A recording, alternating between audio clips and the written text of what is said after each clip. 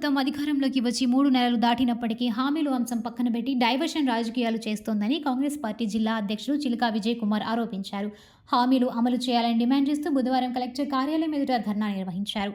ఈ సందర్భంగా కలిసిన మీడియాతో కలియుగ దైవం లడ్డూ అంశంపై సీబీఐ విచారణకు ఆదేశించకుండా కేవలం అధికార ప్రతిపక్ష పార్టీలు డైవర్షన్ రాజకీయాలు చేయడం చాలా దుర్మార్గమని మండిపడ్డారు. ఇచ్చిన హామీలు అమలు చేయకపోతే భారీ ఉద్యమం చేపడతామని హెచ్చరించారు. ఈ ధర్నా కార్యక్రమంలో లింగంశెట్టి ఈశ్వరరావు, డాక్టర్ జాన్ బాబు, పలువురు పార్టీ ముఖ్య నేతలు హాజరయ్యారు.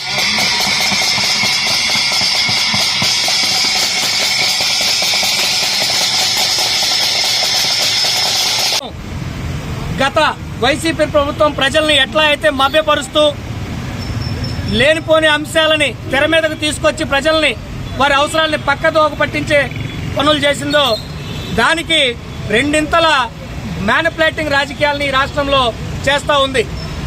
గుర్తుపెట్టుకోవాలి, ప్రజలు పిచ్చోళ్ళు కాదు.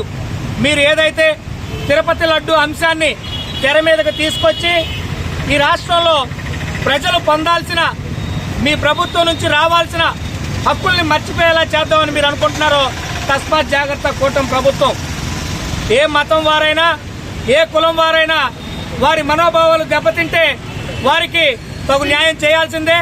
దాన్ని ఎవరైనా సమర్థిస్తారు. దానికి సంబంధించి ఏదైతే లడ్డులో కొవ్వు కలిసిందని చెప్తున్నారో దానికి సంబంధించిన నిందితులను పట్టుకోండి, చట్టానికి అప్పచెప్పండి, శిక్ష వేయించండి. అంతేగాని అదే అంశంగా ముందు పెట్టి దాన్నే తెర మీద తీసుకొచ్చి ఈ రాష్ట్రంలో మీరు అమలు చేస్తా ఉన్నటువంటి మహిళలకి ఉచిత బస్సు అయితేనేమి, మహిళలకి ఉచిత గ్యాస్ బండలు అయితేనేమి, మిగిలినవి కూడా మీరు అమలు చేయాల్సింది మర్చిపోతారేమో. మీరు మర్చిపోతారేమో కానీ జనాలు మర్చిపోగారు. పవన్ కళ్యాణ్ గారు, బీజేపీ నాయకత్వం, చంద్రబాబు నాయుడు గారు ఈ రాష్ట్రంలో విశాఖ ఉక్కు అనేది ఎంతో పెద్ద అంశం.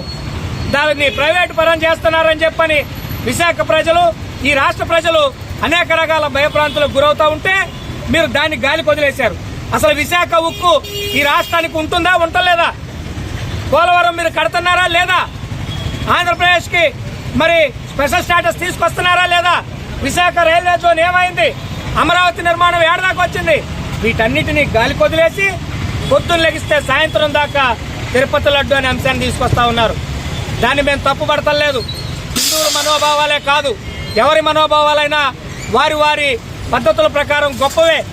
దాంట్లో నిజంగా అపచారం జరిగితే దాన్ని శిక్షించాల్సిందే, వాళ్ళని చట్టానికి అప్పగించాల్సిందే తప్ప అదే ప్రధాన ఎజెండాగా ప్రజల్ని మభ్యపరిచి మిగిలిన అంశాలను వెనక్కి నెట్టి ఈ రాష్ట్ర ప్రజలను అయోమయానికి గురిచేసి శాంతి భద్రతలకు మీరే విఘాతం కలిగించేలా ఉన్నారు.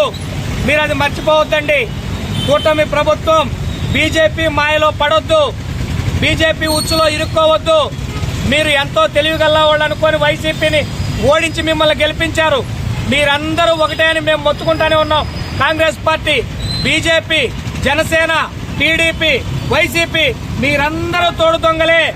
ఈ రాష్ట్ర ప్రజలకు అది తెలిసినాడు. వైసీపీకి ఏ గతి పట్టిందో రాబోయే రోజుల్లో కూడా ఈ కూటమికి అదే గతి పడుతుందని చెప్పని కాంగ్రెస్ పార్టీ నుంచి హెచ్చరిస్తూ, ఏదైతే మీరు సూపర్ 6 పథకాలని అమలు చేస్తామన్నారో వాటిని తక్షణమే అమలు చేయాలని చెప్పని గుంటూరు జిల్లా కాంగ్రెస్ పార్టీ తరఫున డిమాండ్ చేస్తా ఉన్నాం.